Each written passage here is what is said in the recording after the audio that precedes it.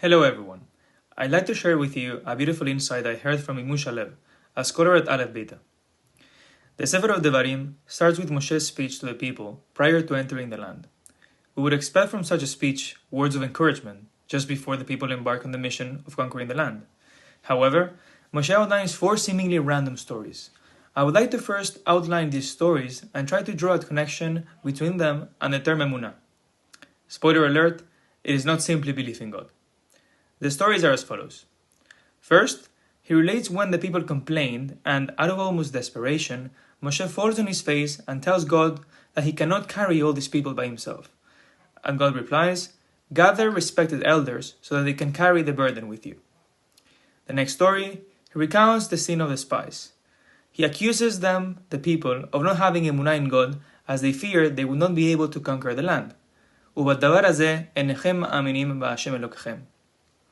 The third story, he talks about Seir, the inheritance of Esav, and the inheritance of Lot of the land of Moab. The fourth story talks about the defeat of Sichon and Og, with a lot of detail about the war, the cities having large walls, the people being giants, etc. So how are these stories instilling courage, or dare I say emunah, into the people? Before we answer that question, let's define emunah. The real and more accurate translation of emunah is steadfastness, or faithfulness, such as in the episode of the war against Amalek. Vahi yadav emunah ad bo hashamesh. Moshe's hands were steadfast. God doesn't ask from us to have blind faith. That may be in other religions, but not Judaism. To the contrary, He wants us to search and dig into our experiences to see where God has been with us and how He has always kept His side of the covenant towards us. It is experience and rational-based belief. Now that we have defined emunah, let's go back to the stories and see how each of them is meant to encourage the people's emunah.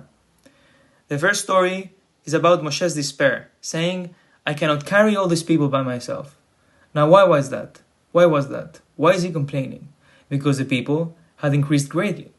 Hashem Elokechem yirba etchem, v'hinechem hayom kechochavei hashamayim larov. God has made you great like the stars of the heaven, showing the fulfillment of Hashem's promise to the Avot. The second, rather than trying to discourage the people by reminding them of their ancestors' sin in the episode of the Meragelim, he addresses their fear of not being able to conquer the land and repeats, Hu yilcham lachem, Hashem will fight for you, kechol asher asa etchem b'Mitzrayim le'enechem, the same way he did in Mitzrayim before your eyes, ובמדבר אשר ראית אשר נשאך השם אלוקיך כאשר יישא איש את בנו. The same way he carried you like a father carries his young in the desert. The third story talks about Esav and his inheritance in Seir, and also about Lot and his inheritance in Moab. Here Moshe is referencing how God does not only keep his promises to Israel, but also to the other peoples. And finally, the defeat of Sichon and Og, pointing towards their most recent experiences where Hashem has been with them, and encouraging them that they should not be afraid.